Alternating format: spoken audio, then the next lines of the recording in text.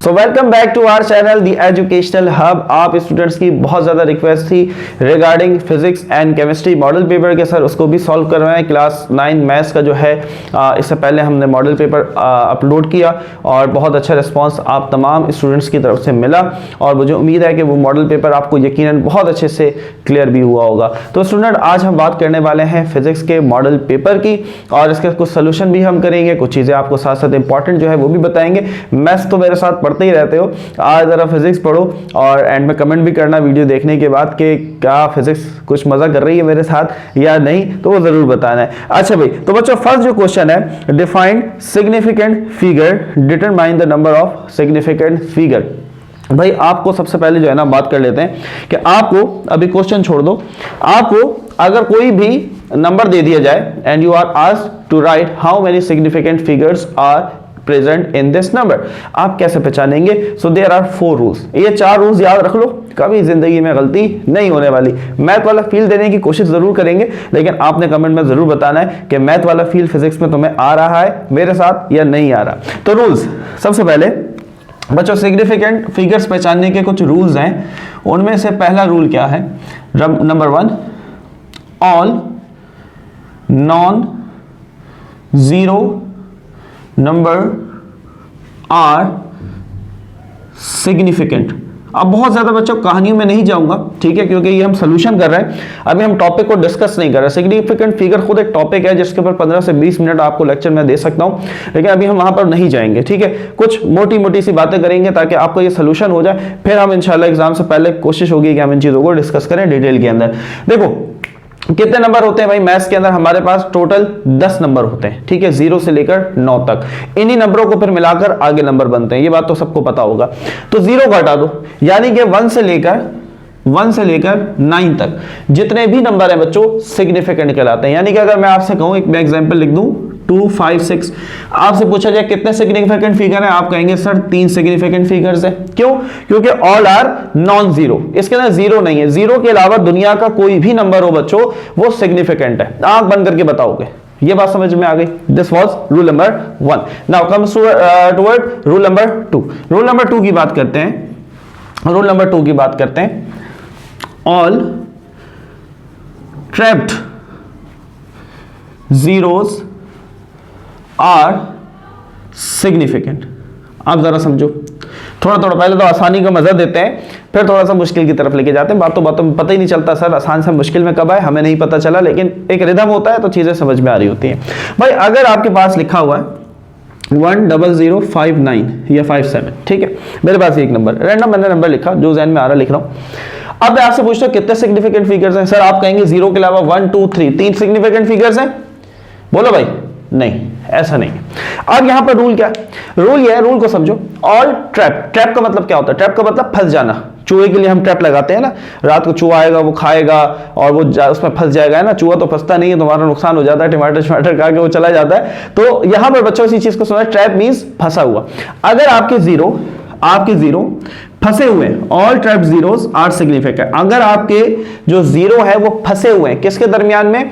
Non zero number के दरमियान में। यानी कि 1 से लेकर 9 तक जितने भी नंबर है ना, इन नंबर्स के दरमियान में अगर कोई जीरो आएगा तो वो सिग्निफिकेंट तस्वर होगा, फिर हम उसको सिग्निफिकेंट कहेंगे। मिसाल के तौर पर मैं कहूं 1 0 0 7 8 9 8, ठीक है। अब देखो पहला और आखिरी नंबर, देखो पहला और आखिरी नंबर ये दोनों सिग्निफिकेंट हैं। पहला 1 ये भी सिग्निफिकेंट है, जाहिर सी बात है ये 0 नहीं है, और ये 8 ये भी सिग्निफिकेंट है। तो दो सिग्निफिकेंट नंबर के दरमियान में जितने भी नंबर होंगे वो सिग्निफिकेंट होंगे। बात समझ में आई? दो सिग्निफिकेंट, पहला और आखिरी, ये देखना है, पहला और आखिरी अगर सिग्निफिकेंट है तो दरमियान में जितने भी नंबर होंगे वो सिंपल सी बात है वो सिग्निफिकेंट होंगे। This was rule number 2। Clear हुआ? फील आया? कुछ फील आ रहा है? फिजिक्स का, मैथ का तो बहुत आता है, फिजिक्स का आ रहा है या नहीं ये भी बताना है। Okay ji, rule number 3। Rule number 3, starting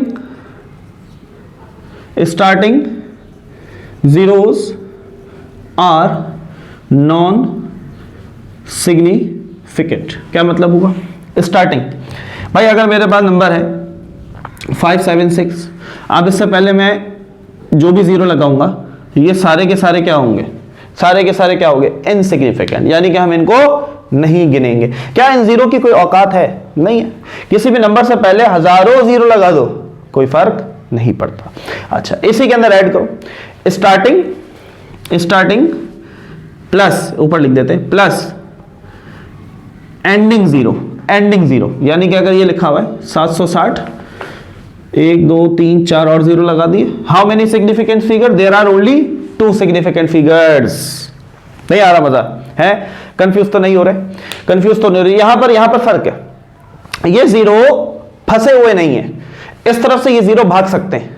बोलो भाग सकते हैं ना? यहां क्या ये जीरो फंसे हुए? नहीं, यहां से ये जीरो भाग सकते हैं। तो जहां से जीरो के भागने का रास्ता है वो फिर सिग्निफिकेंट नहीं होंगे। यहां देखो, जीरो के पास भागने का रास्ता है नहीं, आगे भी एक पहरेदार खड़ा हुआ है, आखिर में भी एक गार्ड खड़ा हुआ है, तो दो गार्ड्स के दरमियान में अगर जीरो आएंगे, वो फंस गए बेचारे, तो वो सिग्निफिकेंट हो जाएंगे। लेकिन अगर जीरो आखिर में आए या फिर जीरो शुरू में आ जाए और उनके पास शुरू में या आखिर में अगर कोई गार्ड ना हो, तो वो सारे के सारे सिग्निफिकेंट नहीं होंगे। लाओ एक और एग्जांपल, अगर मैं तुमसे कहूं 101, हाँ भाई मजा आया?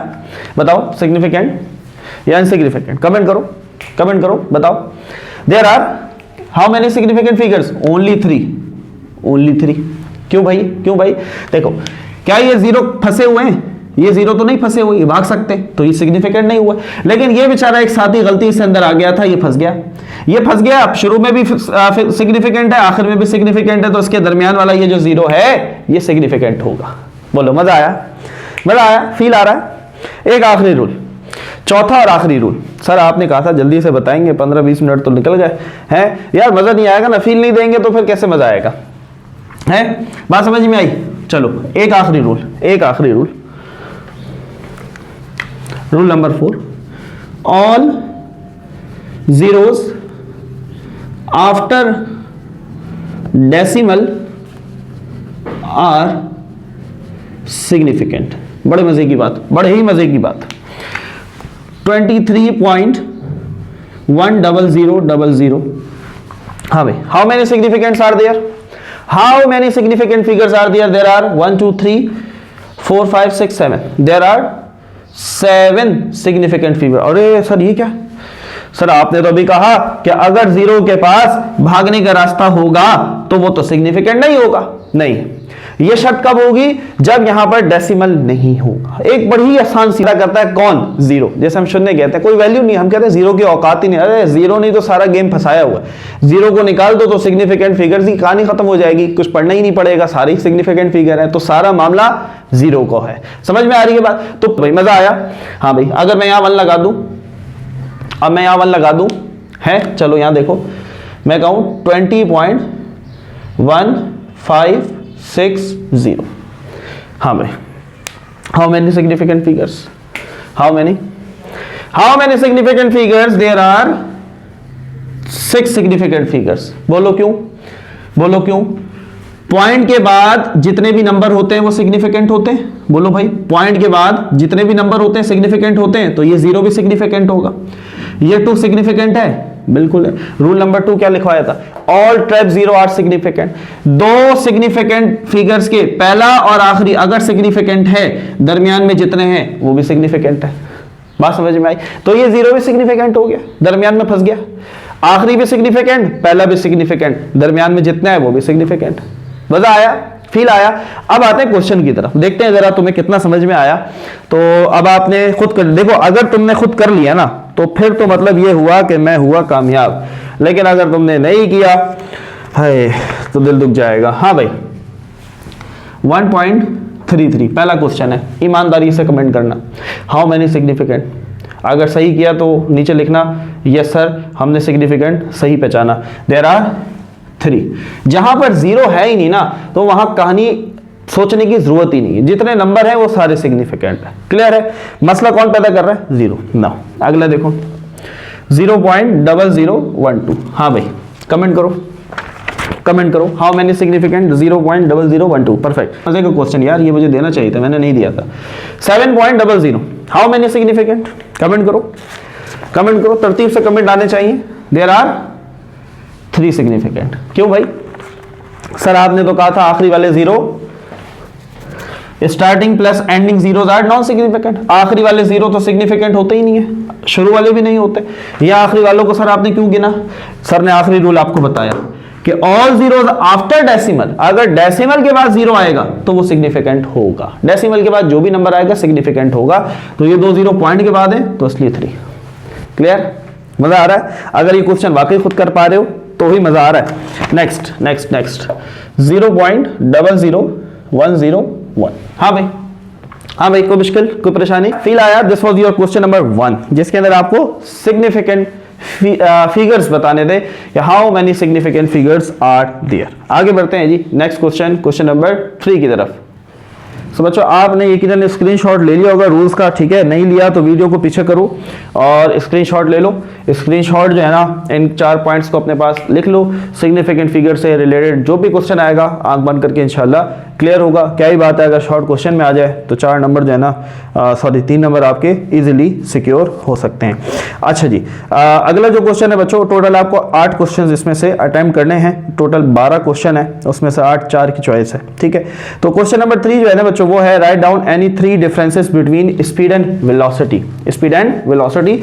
और मजे की बात है कि ये क्वेश्चन आपके बुक में गिवन नहीं है, यानी कि डिफरेंसेस नहीं दिए हुए। उन्होंने डेफिनेशन जरूर दी हुई है लेकिन डिफरेंसेस नहीं दिए हुए, ठीक है? और डिफरेंसेस नहीं दिए हुए तो फिर थोड़ा सा काम मुश्किल है, खराब है, आपने खुद बनाने हैं, ठीक है? तो परेशान नहीं होना है, हम यहाँ पर आपकी हेल्प के लिए बच्चों। तो आपके पास स्क्रीन पर डिफरेंसेस शो हो रहे होंगे, इसका स्क्रीनशॉट ले लो, अपने पास लिख लो और याद कर लेना, ठीक है? मैं पढ़ने की जरूरत है, ये पढ़ लोगे यार, 9th क्लास के स्टूडेंट हो, ठीक है? It is defined as the rate of change of distance, it is defined as the rate of change of displacement, it is a scalar quantity, it is a vector quantity, it can never be negative और zero, it can be negative, 0 or positive. Speed is velocity without direction. Velocity is directed speed. Speed may or may not be equal to velocity. A body possesses different velocities but the same speed. तो आपने 3 करने हैं ना, शुरू के 4 points याद कर लो, that would be enough. Clear? है? हाँ, मैं तो क्या गम है यार, टेंशन क्या लेनी है। Next question is Newton's second law of motion. That is important question, ठीक है? अभी मेरी फिजिक्स की इंपॉर्टेंट गेस्ट पेपर की वीडियो नहीं आई है, लेकिन जब आएगी तो उसके अंदर ये क्वेश्चन जरूर शामिल होगा, क्योंकि second law is very very very important, ठीक है? क्योंकि असल में इसके डेरिवेशन है, इस वजह से ये इंपॉर्टेंट है, तो आपको आना चाहिए। अच्छा जी, न्यूटन सेकंड लॉ जो है बच्चों, ये आपकी बुक के पेज नंबर 68, ठीक है? उस पे मौजूद है। इसका भी स्क्रीनशॉट कोशिश करूंगा मैं आपके साथ स्क्रीन पर शेयर कर दूं, क्योंकि बच्चों को अक्सर मिल नहीं रहा होता, तो वो शेयर यकीनन शायद आपको स्क्रीन पर नजर आ रहा होगा। तो ये आपने याद कर लेना है। और आगे उसकी डेरिवेशन है। डेरिवेशन अभी मैं फील के साथ जो डेरिवेशन है वो नहीं कराऊंगा, मैंने अपने कोचिंग में ये डेरिवेशन करवाई थी बड़े ही फील के साथ, और बच्चों को ना जैसे जिंदगी भर के लिए वो याद हो गई हो। तो अभी मैं सिर्फ आपको एक ओवरव्यू दे रहा हूँ बच्चों। जो स्क्रीनशॉट है वो आपने याद कर लेना है। उसके बाद आप यहाँ से शुरू करेंगे। Acceleration is directly proportional to force. देखो, एक्सेलरेशन को रफ्तार की तब्दीली मान लो, ठीक है? रफ्तार मान लो, स्पीड मान लो, थोड़ी देर के लिए। भाई देखो, जितनी ज्यादा ताकत से आप किसी चीज को थ्रो करेंगे, फेंकेंगे, वो चीज उतनी तेज जाएगी। ऐसा ही है, जिस गाड़ी का इंजन बड़ा उस गाड़ी की स्पीड ज्यादा। समझ में आती है बात? अभी बहुत ज़्यादा डिटेल में नहीं जा रहा, सिर्फ थोड़ा थोड़ा ऊपर से चल रहा है। बाद में इंशाल्लाह डेरिवेशंस का एक अलग हम सेशन शुरू करेंगे, जिसके अंदर मैं तमाम इंपॉर्टेंट डेरिवेशंस जो है ना वो डिराइव करवाऊंगा फुल कॉन्सेप्ट के साथ। लेकिन ये बताना है कि फिजिक्स में मज़ा मेरे साथ आ रहा है या नहीं आ रहा, तो फिर उसको आगे हम देखेंगे। तो acceleration is directly proportional to force, ठीक है? और acceleration is inversely proportional to mass. अच्छा, कुछ बच्चे डायरेक्टली में और इनवर्सली में फर्क नहीं समझते हैं बच्चों। डायरेक्टली का मतलब ये होता है कोई चीज डायरेक्ट उसके सामने लिखी जाए। इनवर्सली का मतलब ये होता है कि 1/, की फॉर्म में लिखी जाए, यानी कि बटे की फॉर्म में लिखी जाए, तो इसे हम इनवर्सली पढ़ते हैं। डायरेक्टली का मतलब क्या होता है कि एक चीज बढ़ाओगे दूसरी खुद ब खुद बढ़ेगी, एक चीज घटाओगे तो दूसरी खुद ब खुद घटेगी। लेकिन इनवर्सली में उल्टा होता है कि अगर एक चीज बढ़ेगी तो दूसरी कम होगी, और अगर एक चीज कम होगी तो दूसरी बढ़ेगी। क्लियर? चलो भाई, तो हम यहां लिख देते हैं कंबाइन इक्वेशन 1 और 2। कंबाइन क्यों कर रहे हैं? दोनों का लेफ्ट साइड एक जैसा है, तो आपने एक दफा लिखा डायरेक्टली। एफ ऊपर आ गया, नीचे एम था, ठीक है? डायरेक्टली का साइन जब भी बच्चों हटाते हैं, 2 चीजें लगती हैं। एक लगता है इज इक्वल टू, एक लगता है कांस्टेंट। यहां पर कांस्टेंट है के, कुछ भी लग सकता है, ठीक है? हर डेरिवेशन का कांस्टेंट अलग होता है। तो इसकी जगह ये हटा, इज इक्वल टू और के लगा, बाकी ये अपनी जगह ऐसे ही एफ अपॉन एम। ठीक है, अब आप यहां पर करेंगे, मान लो पुट के इज इक्वल टू 1, के की जगह 1 डाल दो, ए इज इक्वल टू के की जगह 1 multiply by F upon M. 1 के नीचे कुछ नहीं, 1 मल्टीप्लाई में ऊपर वाला ऊपर से, नीचे वाला नीचे से, एफ वन जा एफ, एम वन जा एम, एम यहाँ डिवाइड वहाँ मल्टीप्लाई, तो ये हो जाएगा M A is equal to F, सीधा करके लिखे F is equal to M A. This is very important formula. ये हो गई डेरिवेशन। बस ये क्वेश्चन था आपके पास जिसके अंदर आपने न्यूटन्स का सेकंड लॉ लिखना है कि भाई एक चीज पे जो है ना उसकी जो रफ्तार है वो डायरेक्टली प्रोपोर्शनल होती है फोर्स की। आप जितना ज्यादा फोर्स लगाएंगे उसी डायरेक्शन के अंदर बॉडी मूव करेगी। ये बड़ा बड़ा लंबी कहानी है, तो वो फिलहाल हम क्योंकि डिराइव नहीं कर रहे, जब डिराइव करेंगे तो इंशाल्लाह वो उसका एक्सरे करेंगे, हर चीज़ आपको समझाएंगे। लेकिन मेरे ख्याल में ये डेरिवेशन आपको समझ आ गई होगी। This is very important derivation and this is very important formula बच्चों, जिससे रिलेटेड आपके पास न्यूमेरिकल जो है ना वो आने वाला है और आ सकता है। तो क्लियर है यहाँ तक बात। तो हमने 3 क्वेश्चन डिस्कस कर लिए। सिग्निफिकेंट फिगर्स हो गया, स्पीड और वेलोसिटी का डिफरेंस हो गया, साथ ही साथ हमने न्यूटन सेकंड लॉ और उसकी डेरिवेशन को भी डिस्कस कर लिया है। मूव ऑन होते हैं क्वेश्चन नंबर 5 की तरफ। So now student we have our question number 5, ठीक है। अगेन थ्योरी का क्वेश्चन है और ये आपके बुक के बच्चों पेज नंबर 95 पर मौजूद है, ठीक है। अगेन मैं पिक्चर शेयर कर दूंगा वीडियो के अंदर ताकि आपको ये अंदाजा हो जाए कि आपने कहां से कहां तक याद करना है। Basically question number 5 is about what is moment of force. Moment of force जो है ना ये दूसरा नाम है टॉर्क का। What is torque? The turning effect of a force is called torque. जब भी किसी चीज पर फोर्स लगे और वो चीज आगे पीछे जाने के बजाय गोल घूमना शुरू कर दे, ऐसी फोर्स को, ऐसे लगने वाली फोर्स और जो उसके दरमियान फासला है उसे हम टॉर्क कहते हैं। इंग्लिश में इसे कहते हैं turning effect of force is called torque. इसका यूनिट होता है न्यूटन मीटर। क्लियर हो गई बात, ठीक है। और 2 फैक्टर्स होते हैं, कितनी फोर्स लग रही है, कितने फासले पर लग रही है। These are the 2 factors. उन्होंने एक का कहा लेकिन आप दोनों याद कर लेना। साथ ही साथ बच्चों फॉर्मूला, ये सारी चीजें जो पिक्चर यकीनन आपके पास स्क्रीन में आई होगी, आप इसको मार्क कर ले अपनी बुक पेज नंबर 95 के ऊपर, वहां से आप इसको याद कर सकते हैं।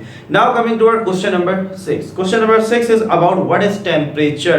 देखो टेम्परेचर जो है इसकी जो डेफिनेशन आपकी बुक में दी है वो एक लाइन की है बच्चों, that is not enough for 3 marks. तो मैं आपको एक और आपकी ही बुक के पेज नंबर 197 के ऊपर से एक स्क्रीनशॉट शेयर कर रहा हूं, ये आपने मार्क कर लेना है। बेसिकली ये डिफरेंस है टेम्परेचर और हीट का, ठीक है। तो जो टेम्परेचर वाला कॉलम है वो आपने याद कर लेना है टेम्परेचर की डेफिनेशन के तौर पर। Now the most important thing, जो अगली चीज वो आपसे पूछ रहे हैं कि भाई फॉर्मूला बताओ कि किस तरीके से, नंबर 1 सेल्सियस से हम केल्विन में आएंगे। What is Celsius? सेल्सियस जो आमतौर पर आप खबरों में सुनते हैं, आज जो है वो कराची का दर्जे हरारत 23 डिग्री सेंटीग्रेड रहा, तो इस सेंटीग्रेड को हम सेल्सियस भी कहते हैं, ठीक है। जब भी आपको बच्चों टेम्परेचर सेंटीग्रेड में गिवन हो, सेल्सियस में गिवन हो, जब भी आप इससे केल्विन में जाना चाहते हैं, गौर से मेरी बात को सुनना, जब भी आप इससे केल्विन में जाना चाहते हैं, बहुत ही आसान बात है, आप क्या करेंगे, सिंपली इसके अंदर 273 ये जमा कर देंगे, तो ये हो जाएगा 3 और 3 6 9 और 2 296। अब आप इसको कहेंगे दिस इज योर केल्विन। बोलो भाई, बात समझ में आई? बहुत ही आसान तरीका। सेंटीग्रेड से केल्विन में जाने के लिए क्या करोगे, जो भी सेंटीग्रेड दिया हुआ है उसमें 273 डाल दोगे। अगर आपको कहा कि 100 डिग्री सेंटीग्रेड 100 डिग्री सेल्सियस कितने केल्विन के बराबर, तो आप इसके अंदर सिंपल क्या करो 273 डाल दो, ठीक है। तो ये केल्विन बन जाएगा, तो ये हो जाएगा 373 केल्विन। क्लियर? बहुत आसान सी बात है, बहुत ही आसान सी बात है। मजा आ रहा है? फिजिक्स को कोई फील आ रहा है भाई मेरे साथ? ये नहीं आ रहा। नाउ नंबर 2 इज फ़ारेनहाइट से सेल्सियस। फ़ारेनहाइट से सेल्सियस में कैसे जाना है, तो बच्चों बहुत ही आसान बात है, शायद करवाया भी था मैंने, एक्सरसाइज 7.3 मैथ के अंदर है, मैथ के अंदर हर चीज करा रखी है भाई। फ़ारेनहाइट से सेल्सियस में जाना चाहते हो तो क्या करोगे, सेंटीग्रेड जो भी दिया होगा सेल्सियस, इसको मल्टीप्लाई करवाना 9/5 से, ठीक है। सिंपल सी बात, जो आंसर इसका आएगा उसमें 32 ऐड कर देना, ठीक है। बात समझ में आई? देखो चलो करके दिखाते हैं। या तुम्हें कहा कि 35 डिग्री सेंटीग्रेड है, इसको फ़ारेनहाइट में लाओ, ये फॉर्मूला लगाओगे, फ़ारेनहाइट बराबर है डिग्री सेंटीग्रेड के लिए 35 डाला मल्टीप्लाई बाय 9/5, प्लस का 32, ठीक है। 5 1 5 7 35, 7 9 63, सही है, प्लस 32। पहले ब्रैकेट को सॉल्व करोगे फिर ऐड करोगे, तो 2 और 3 5, 6 और 3 9, 95 फ़ारेनहाइट, 95 फ़ारेनहाइट। बोलो क्लियर, सही जमा किया, 6 और 3 9 5, ठीक है, 63, बिल्कुल सही, बिल्कुल सही, समझ में आई बात। लेकिन बच्चों यहाँ पर एक फार्मूला और भी, अगर एक फार्मूला एहतियातन कर लो, मुझे ऐसा लगता है कि वो इंपॉर्टेंट हो सकता है। देखो 3 स्केल्स होते हैं टेम्परेचर के अंदर, तो एक और जो फार्मूला है तो वो इसी का उल्टा है कि अगर आप सेंटीग्रेड से, अभी तो उसने कहा ना कि सेंटीग्रेड दिया हुआ है फ़ारेनहाइट में आओ, ठीक है, अगर वो फ़ारेनहाइट दे दे और तुमसे कहे सेंटीग्रेड में आकर दिखाओ, कैसे दिखाओगे? तो इसका बहुत आसान सा फार्मूला है, इसी का उल्टा है। फ़ारेनहाइट जो बच्चों दिया हुआ होगा उसमें से 32 माइनस करना और उसको मल्टीप्लाई करा देना उल्टा 5/9 से। This is very important formula, ठीक है। Fahrenheit minus 32 multiply by 5/9। बोलो भाई, एक तीर से दो शिकार, दो उन्होंने दिए, एक मैंने आपको करके दिखा दिया। तो अगर ऐसा भी आ जाए तो कर सको, ठीक है। यानी कि अगर फ़ारेनहाइट आपको दिया हुआ, आपको कहते हैं 100 फ़ारेनहाइट है, इसको डिग्री सेंटीग्रेड में लाओ, तो ये फार्मूला लगाएंगे। Are you getting my point? Clear? मजा आ रहा है? फील आ रहा है बच्चों फिजिक्स का? फील आना चाहिए, मजा आना चाहिए सर। बाकी सर आप फिजिक्स भी थोड़ा थोड़ा पढ़ा सकते हैं, टूटी फूटी है, लंगड़ी लूली जो है वो हम फिजिक्स पढ़ सकते हैं। चलो मूव ऑन होते हैं क्वेश्चन नंबर 7 की तरफ। So now student we have our next question which is question number 7, ठीक है। What is work? ठीक है, थोड़ा सा बता देते हैं। Also derive the equation, equation तो बहुत इजी सी है। What is work? क्या काम होता है भाई? इंग्लिश वाला वर्क नहीं, ठीक है। इंग्लिश का टीचर जब वर्ब पढ़ाता है, वर्ब VERB, वर्ब, काम, कोई भी काम, सोना उठना बैठना जागना पीना, these all are verbs, ठीक है, इंग्लिश के मुताबिक। बट फिजिक्स ऐसे काम को काम नहीं मानता है बच्चों। फिजिक्स कहता है कि काम कब होगा, जब आप किसी चीज पर फोर्स लगाएं और फोर्स के नतीजे में, फोर्स के रिजल्ट में, जिस चीज पे फोर्स लग रही है उसके अंदर कुछ मूवमेंट भी पैदा हो, कुछ हरकत भी पैदा हो। यानी कि अगर एक साइकिल है, मैं उस साइकिल पर फोर्स लगाऊं, मेरी फोर्स की वजह से वो साइकिल थोड़ा सा सफर तय करे, थोड़ा सा आगे जाए, लेकिन थोड़ा सा आगे जाना जरूरी है। अगर बात को जरा समझो, बड़ी मजे की बात है। देखो मैंने साइकिल में मैं थोड़ी सी फोर्स लगाऊंगा, वो बेचारी चलना शुरू हो जाएगी, जाहिर सी बात है, कमजोर सी। अब अकेला ही मैं अगर किसी ट्रक पे फोर्स लगा रहा हूं, क्या किसी अकेले ट्रक को मैं अपनी अकेले की फोर्स से हिला सकता हूं? सो मैं कोई सुपरमैन नहीं हुई, मैं नहीं हिला सकता, ठीक है। तो फिजिक्स ये कहेगी कि साइकिल के ऊपर जो तुमने फोर्स लगाई उसकी वजह से साइकिल ने मूवमेंट की, तो फिजिक्स मुझे कहेगी तुमने काम किया। लेकिन उसके मुकाबले में जब मैं अपनी ट्रक की कहानी उसको बताऊंगा फिजिक्स को कि यार मैंने उसमें बड़ी ताकत लगाई लेकिन ट्रक तो हिला ही नहीं, फिजिक्स कहेगी तुमने कोई काम नहीं किया। बात समझ में आ रही है? तो सिर्फ ताकत का होना या सिर्फ फासले का तय होना ये शर्त नहीं है, ये दोनों चीजें एक साथ होनी चाहिए कि फोर्स भी लगे, फोर्स की वजह से वो दूसरी बॉडी फासला भी तय करे। अगर ये दोनों चीजें होंगी तो हम कहेंगे इस बॉडी ने काम किया। इंग्लिश वाला काम नहीं कि सो रहे हैं काम है, फिजिक्स कहती है ऐसा कोई काम नहीं होता, ठीक है। तो स्क्रीनशॉट शेयर कर देंगे आपके साथ कि बुक के अंदर पेज नंबर 177 के ऊपर बच्चों ये मौजूद है। डेरिवेशन बहुत आसान सी है यार, डेरिवेशन के अंदर कुछ भी नहीं है। वर्क डन का जो फॉर्मूला है, वर्क डन बराबर होता है फोर्स मल्टीप्लाई बाय डिस्प्लेसमेंट, ठीक है, दोनों का प्रोडक्ट, यानी कि दोनों को इसमें से देखो अगर फोर्स जीरो करोगे तो भी वर्क डन जीरो हो जाएगा। अगर आप फोर्स बहुत लगा रहे हैं लेकिन बॉडी ने फासला तय नहीं किया, ट्रक वाली मिसाल, तो डिस्प्लेसमेंट जीरो रखो, फोर्स इनटू जीरो क्या होगा? जीरो, तो वर्क डन क्या हो जाएगा? जीरो हो जाएगा। समझ में आ रही है? Getting my point? चलो तो हम क्या देते हैं, वर्क डन बराबर है फोर्स इनटू डिस्प्लेसमेंट। अच्छा अब एक चीज और याद रखो, मिसाल के तौर पर ये ब्लॉक है, ठीक है, इस ब्लॉक पर मैं ऐसे फोर्स लगा सकता हूं, मैं ऐसे फोर्स लगा सकता हूं, मैं इस ब्लॉक पर ऐसे भी फोर्स लगा सकता हूं, ठीक है। क्या तीनों तरीकों से लगाई जाने वाली फोर्स का नतीजा, रिजल्ट एक जैसा होगा? नहीं होगा बच्चों, नहीं होगा। इस चीज को समझना है। जब भी आप 0 डिग्री पे, ठीक है, ये अगर आप डी रखोगे तो यहां 0 होता है ना, ठीक है, 0 डिग्री पर फोर्स लगाएंगे तो कुछ ना कुछ फासला तय होगा। अगर आप 45 डिग्री के ऊपर फोर्स लगाएंगे तो भी डिस्टेंस तय होगा। याद रखना भाई, देखो जरा समझो यार, मजा नहीं आ रहा, जब तक फील नहीं दूंगा तो फिर मैं भी बेचैन रहूंगा। ये मार्कर है, इस मार्कर को मैं यहां से खींचूं, ताकत लगाऊं तो ये खींचेगा, बिल्कुल खींचेगा। अब मैं इस मार्कर से यहां सुराख करता हूं, यहां से खींचता हूं उसको ऐसे, तो भी ये खींचेगा। अब अगर मिसाल के तौर पर ये मार्कर है, ये मिड है, मैं मार्कर को ऊपर से जोड़ देता हूं, क्या ये मार्कर अपनी जगह से हिलेगा? नहीं। भाई मैं किसी चीज को दबा रहा हूं तो वो चीज दब तो सकती है लेकिन मूव नहीं कर सकती। याद रखना कि जब भी 90 डिग्री होता है, 90 डिग्री, ठीक है, तो आपका जो वर्डन होता है ना वो जीरो होता है। वर्डन क्या होता है? जीरो होता है। दिस इज एमसीक्यूज, ये एक एमसीक्यूज है, ठीक है। अच्छा देखो इस पेपर के अंदर तुम्हें अंदाजा हो रहा होगा बच्चों, काफी हद तक कॉन्सेप्ट की बात हो रही है, समझ में आ रही है ना बात। तो पेपर आसान नहीं आने वाला, थोड़ा सा कॉन्सेप्ट आएगा, तो कॉन्सेप्ट को लेना है, ठीक है। तो इसका मतलब ये हुआ कि वर्डन के लिए जो एंगल है वो भी इंपॉर्टेंट है, तो हम इसके साथ एंगल भी लगा देते हैं। तो हम क्या देते हैं, वर्डन का फॉर्मूला है FD cos थीटा। अब ये cos क्यों इस्तेमाल हुआ, sin क्यों नहीं हुआ, फिर ये सारे सवाल हम डेरिवेशन के अंदर डिस्कस करेंगे और वो सारी बातें फिर डेरिवेशन के अंदर आएगी। अभी से मैं आपको रूखा खाना खिला रहा हूँ, कोल्ड ड्रिंक आपको बाद में मिलेगी खाने के आखिर में, जब हम इसको डेरिवेशंस की नजर से डिस्कस करेंगे। क्लियर हुई बात बच्चों? ये था हमारे पास क्वेश्चन नंबर 7। स्क्रीनशॉट मैंने शेयर कर दिया है, यकीनन वो आपको नजर आ गया होगा। नाउ अब मूव ऑन होते हैं क्वेश्चन नंबर 8 की तरफ।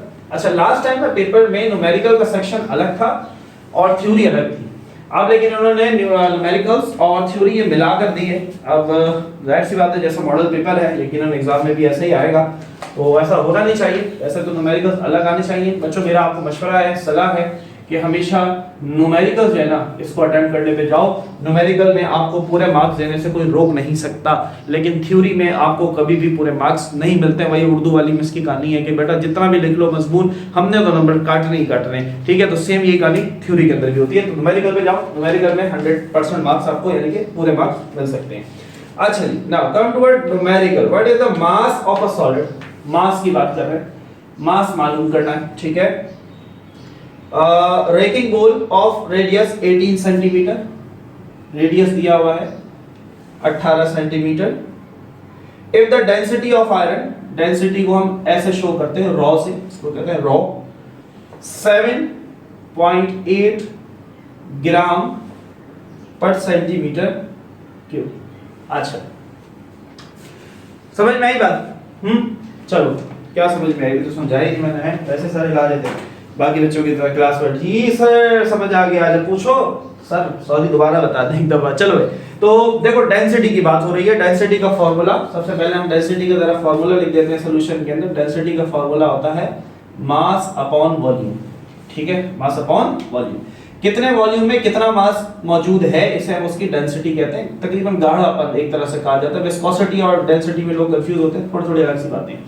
अच्छा भाई अब अगर मुझे मास चाहिए तो मेरे पास डेंसिटी तो है लेकिन वॉल्यूम नहीं है। इस v का मतलब है वेलोसिटी नहीं है, वॉल्यूम है, ठीक है।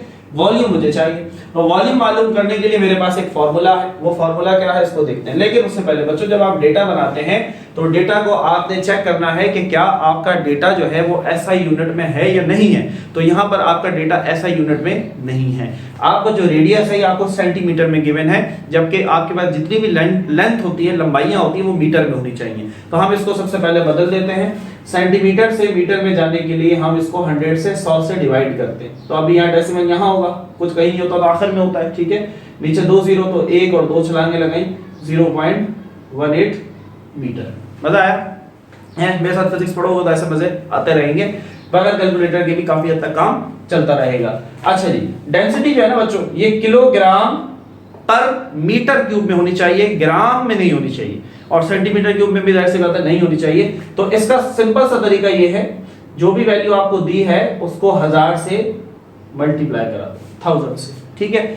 तो एक डेसिमल है तो ये हो जाएगा 1 और 2, 1 2 3 0, ठीक है। ये बन गया 7800 किलोग्राम पर मीटर क्यूब। चाहो तो कैलकुलेटर से चेक कर लेना।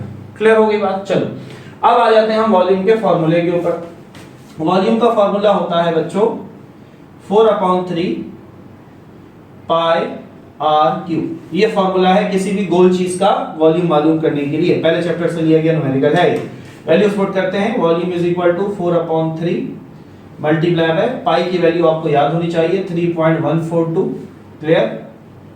इनटू आर क्यूब, आर क्या है 0.18, ये यूज करना, ये वाला यूज मत करना, तो 0.18 का क्यूब।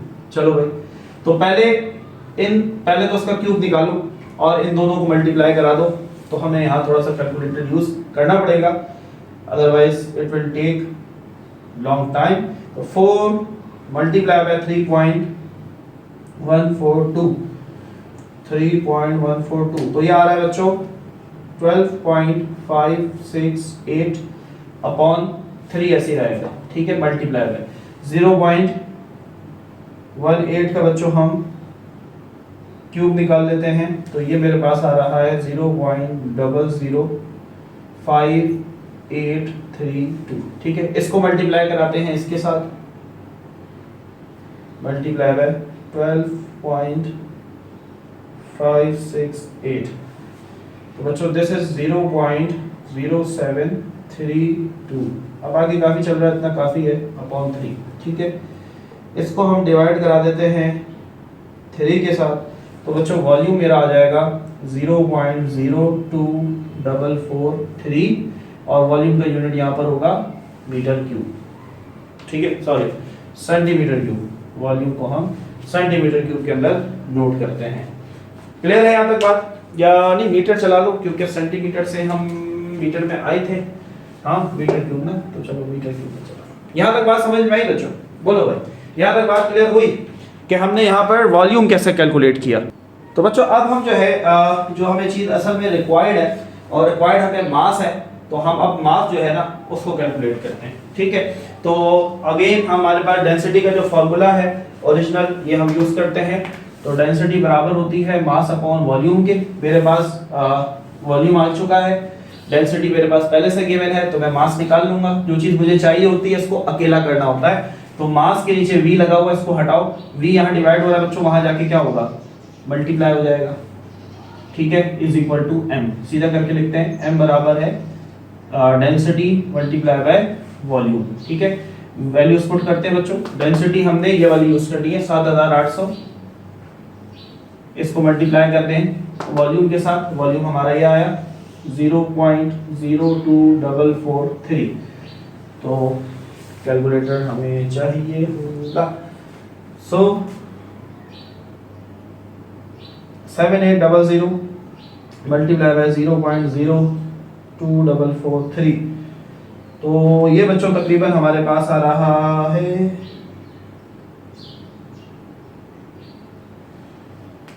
1।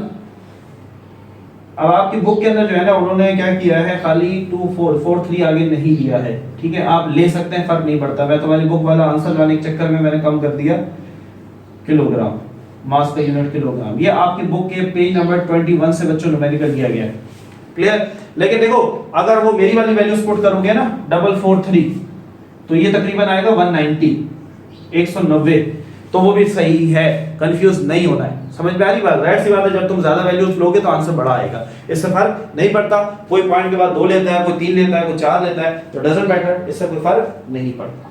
मजा आया है, कुछ मजा आ रहा है फिजिक्स के अंदर, कुछ चीजें समझ में आ रही हैं, पता नहीं आ रही हैं नहीं आ रही हैं, लेकिन चलो कमेंट आपके हमें बताएंगे कि कितनी चीजें आप हमसे सीख रहे हैं। तो बच्चों ये था पहला न्यूमेरिकल जो अब आप अभी तक आपको देखने में मिला।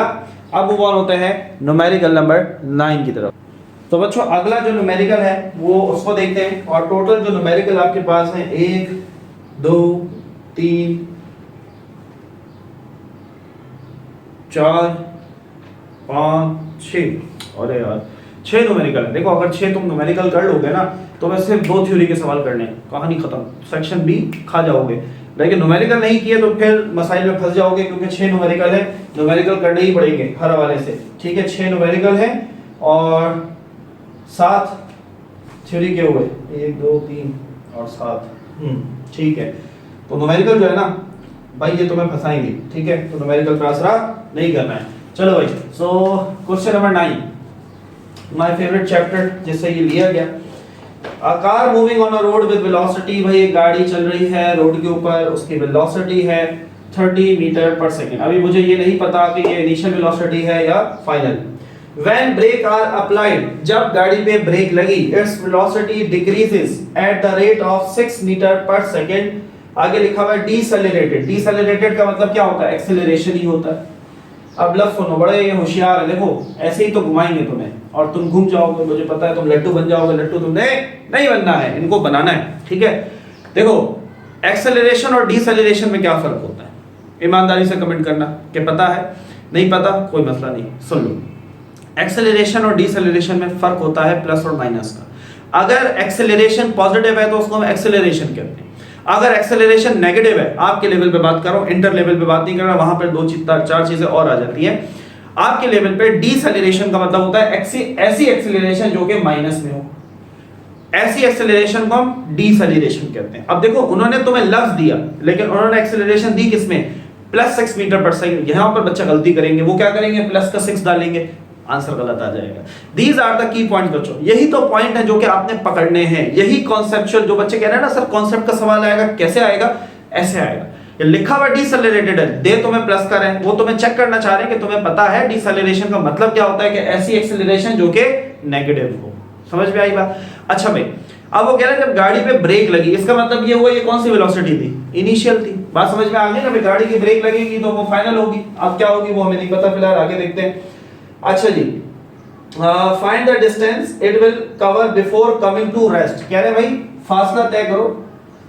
कौन सा फासला? जब तक उसकी जो फाइनल वेलोसिटी है वो रुक, यानी कि गाड़ी जाकर रुक जाए, और रुकने का मतलब फाइनल वेलोसिटी क्या है? 0 मीटर पर सेकंड। सही है? डेटा चेक करो, वेलोसिटी मीटर पर सेकंड स्क्वायर में होनी चाहिए, सही है। फाइनल तो 0 ही है। क्लियर? हमें डिस्टेंस चाहिए। नाउ अब यहां एक और सवाल आता है।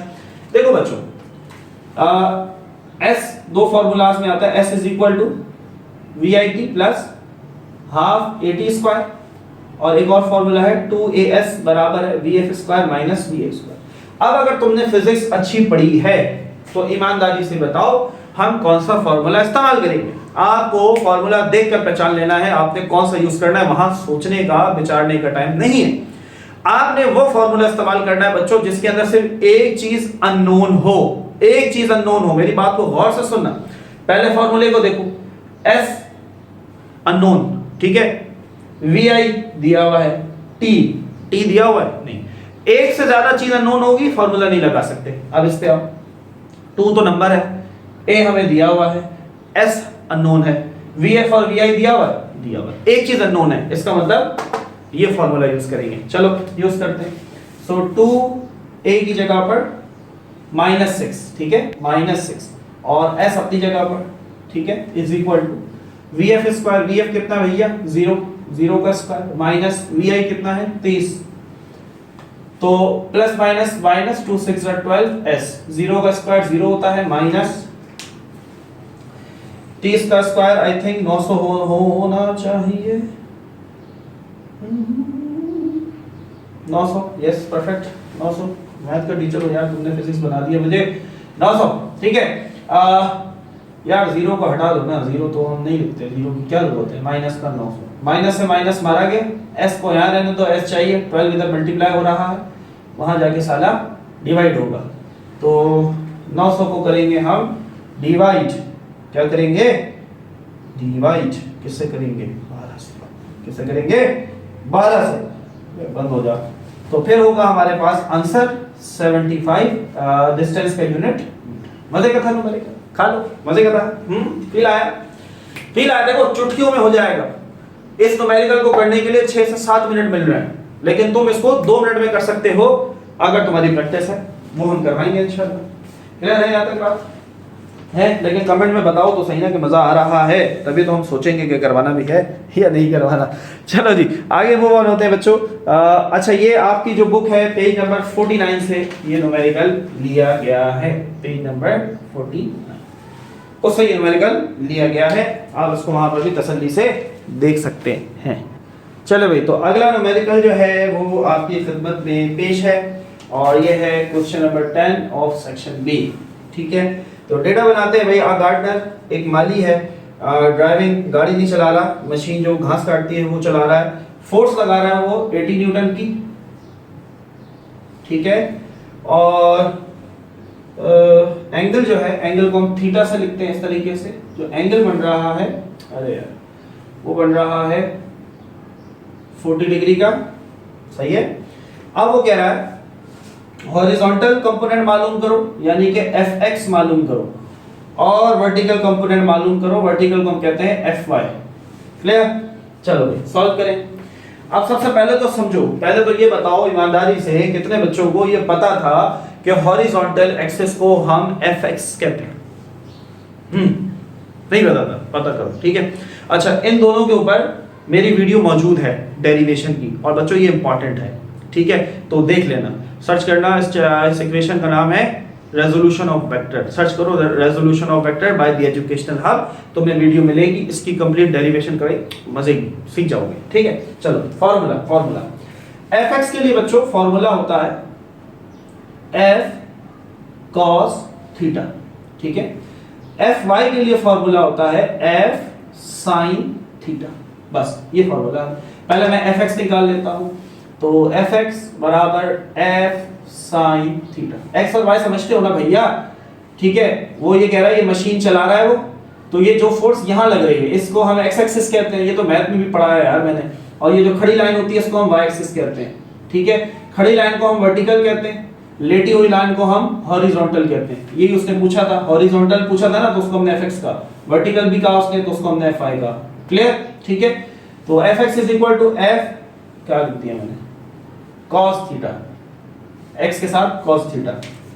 वैल्यूज पुट करते हैं, तो fx बराबर फोर्स कितनी दी 80 मल्टीप्लाई बाय cos, और थीटा कितना दिया 40 डिग्री, ठीक है। तो fx is equal to 80 multiply by, scientific calculator से cos 40 की आप वैल्यू निकालेंगे, cos 40 0.766 तो बच्चों आप इसको मल्टीप्लाई करेंगे, 80 multiply bye 0.766, this is about 61.28, और फोर्स का यूनिट क्या होता है, न्यूटन। क्लियर? अब ऐसे ही Fy निकाल लो, Fy is equal to f sin theta. f की जगह तो 80 मल्टीप्लाई बाय sin थीटा की जगह 40 degree, Fy is equal to 80 multiply by sin 40 तो 0.642, सही है। तो Fy is equal to 80 multiply by 0.642, तो दिस इज 51.36 न्यूटन। बच्चों ये भी आपकी बुक से लिया गया है, और ये आपकी बुक के जो क्वेश्चंस की सीरीज होती है चैप्टर के आखिर में, जो chapter number I think top वाला जो चैप्टर है उसको देख लेना, उसके आखिर में ये क्वेश्चन दिया गया है, वहां से ये लिया गया है, ठीक है। तो ये इस तरीके से सॉल्व होगा, और ये भी इंपॉर्टेंट है बच्चों, इस तरह का न्यूमेरिकल आपके बोर्ड एग्जाम में ज्यादातर शामिल किया जाता है। अक्सर तो वो एक देते हैं, ठीक है, या तो वो कहते हैं हॉरिजॉन्टल मालूम कर लो या वर्टिकल कर लो, और लेकिन यहाँ पे दोनों दिए हुए, आपको दोनों करने पड़ेंगे। क्लियर? तो question number 10 is done. Okay जी, दोस्तों student we have question number 11, ठीक है, of section B, again it's a numerical. चलो भाई देखते हैं, how much force is needed, force चाहिए कितनी, ये नहीं पता, मालूम करनी है, ठीक है। Pull a spring of a distance of 30 centimetre, तो डिस्टेंस दिया हुआ है, इस डिस्टेंस को हम x कहते हैं, अभी बताता हूं वजह, 30 सेंटीमीटर, ठीक है। स्प्रिंग कांस्टेंट दिया हुआ, कांस्टेंट को हम k से बताते हैं, 15 न्यूटन मीटर, ठीक है। न्यूमेरिकल कहां से लिया गया, न्यूमेरिकल आपकी बुक के पेज नंबर 121 सफा नंबर 121 से लिया गया।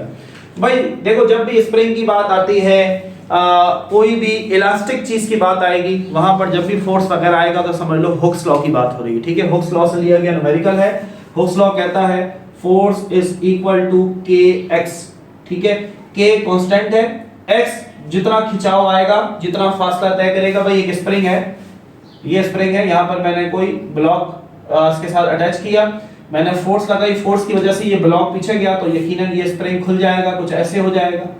बोलो भाई, तो ये जो पहले फासला था और अब जो इसने फासला तय किया, इसको हम x कहते हैं। समझ में आई बात, ये x होता है, ये x डैश होता है, वो फिर आगे डेरिवेशन में आएगा।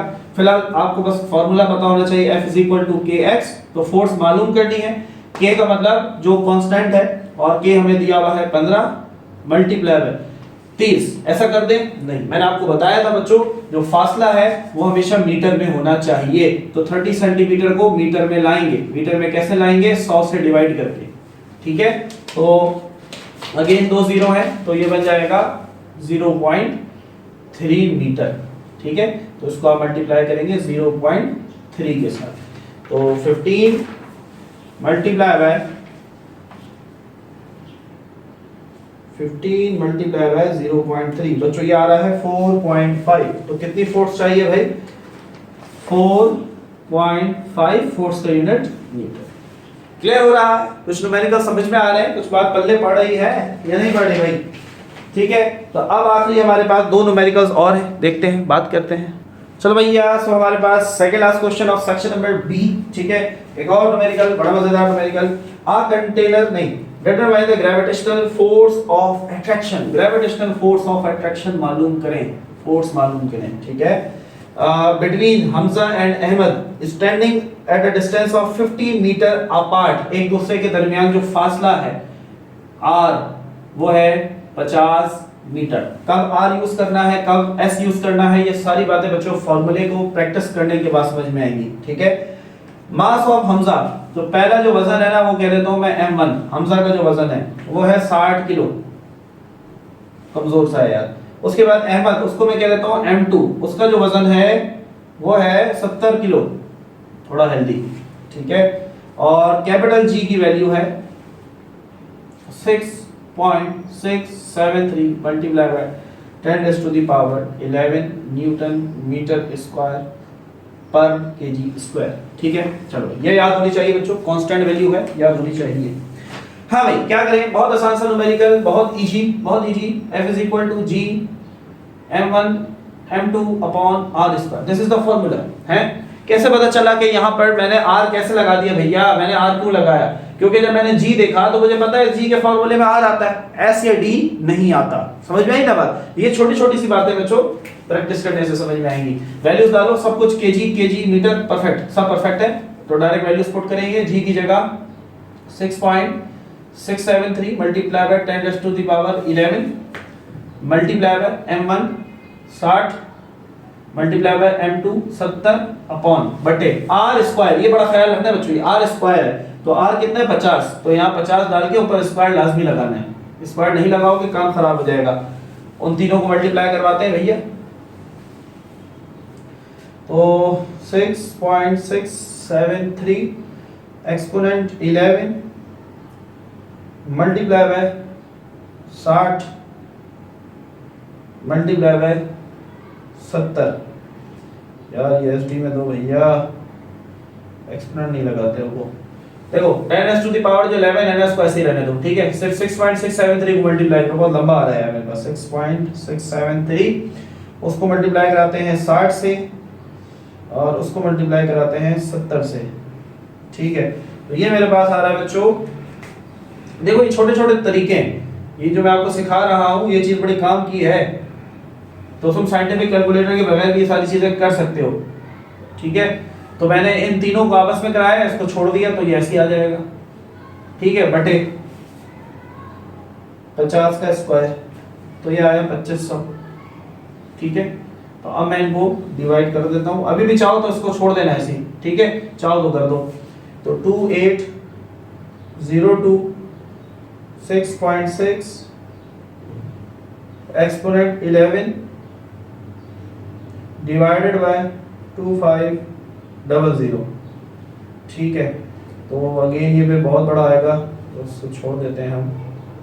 2802 6.6 डिवाइड कर देते हैं बच्चों उसको 2500 के साथ। तो बच्चों सिंपली आप जो है ना इनको डिवाइड कर दें। 2802 6.6 डिवाइडेड बाय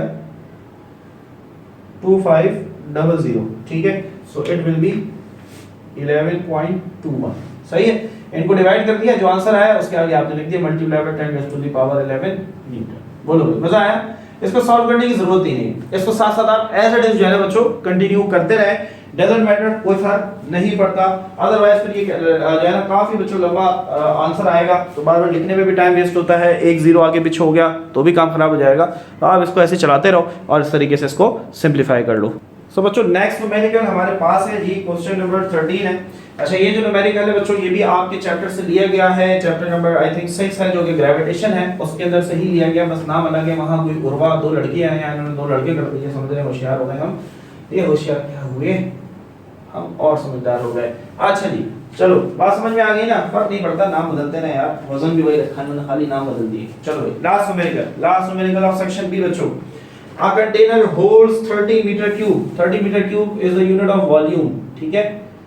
तो ये वॉल्यूम है किसी कंटेनर का, प्रेशर उसके अंदर जो है वो है सैकड़ा, हजार, 10,000, लाख, 1,50,000, 1 5 1 2 3 4 पास्कल, पीए मींस पास्कल, ठीक है, प्रेशर का यूनिट है। इफ द वॉल्यूम चेंज्ड, यानी कि ये V1 है और वो कह रहे हैं वॉल्यूम चेंज हो गया by decreasing load of the piston, तो प्रेशर कम हो गया, 10 मीटर क्यूब हो गया, ठीक है, सॉरी वॉल्यूम।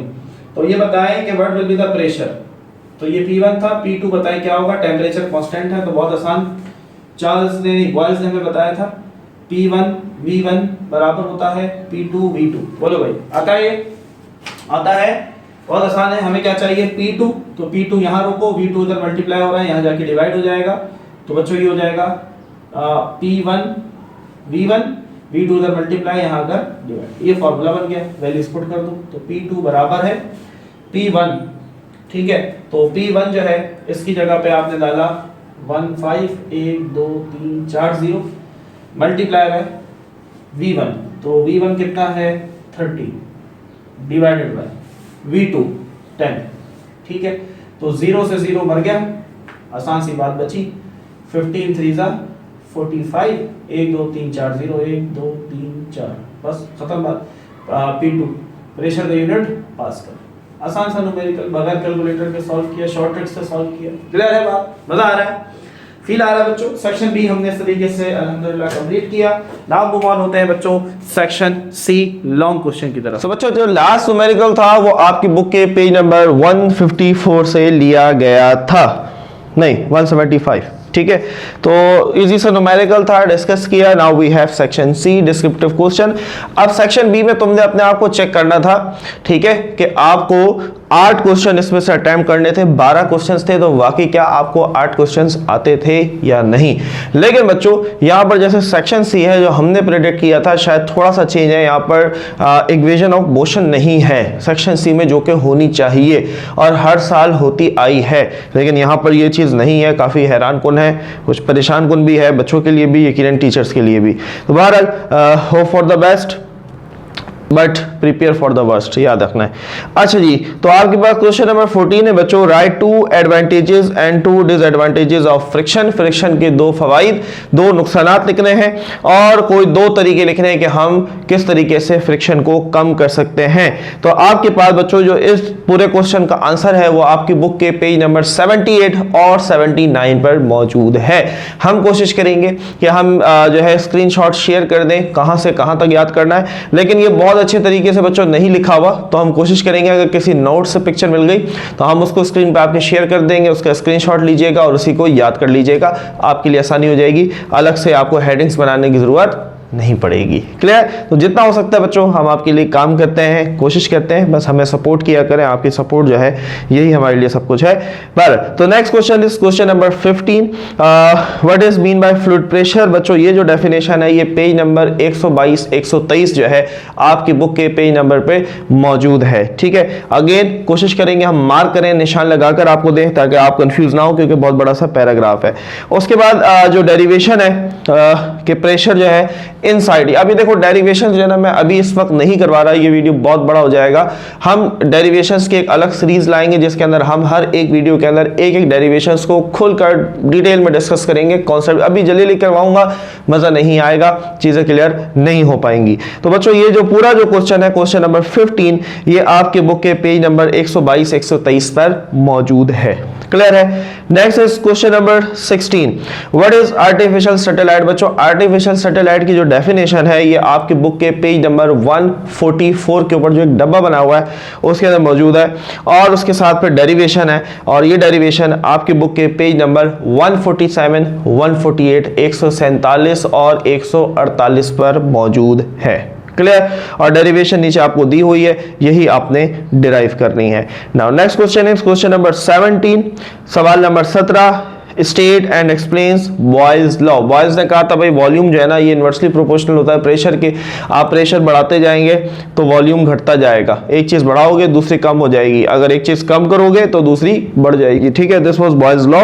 और बॉयज लॉ भी बच्चों आपकी बुक के अंदर बहुत अच्छा नहीं लिखा हुआ, अजीब टुकड़ों टुकड़ों में लिखा हुआ है, तो कोशिश करेंगे किसी नोट से अगर अरेंज हुआ हुआ मिल जाए तो वो शेयर करेंगे, नहीं तो आपकी बुक की जो इमेज जैसे सीक्वेंस हम शेयर करेंगे वैसे ही आपने उनके स्क्रीनशॉट ले लेना है, उनको याद कर लेना है। क्लियर। आपकी बुक के पेज नंबर 167, 167 के ऊपर, 166 और 167 के ऊपर ये मौजूद है।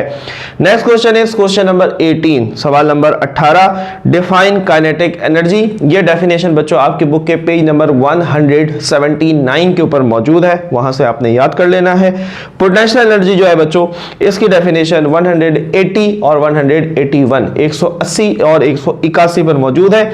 आगे है डेरिवेशन करें भाई, डिराइव भी करें, काइनेटिक एनर्जी बराबर है हाफ mv²। बच्चों इसकी वीडियो हमारे चैनल पर पहले से मौजूद है, आपने यूट्यूब पे जाना है, सर्च करना है derivation of kinetic energy by the educational hub, आपके पास मेरी वीडियो आ जाएगी। बहुत मजे से समझाया, बहुत अच्छा समझाया है, देखोगे मजा आ जाएगा और डेरिवेशन क्लियर हो जाएगी।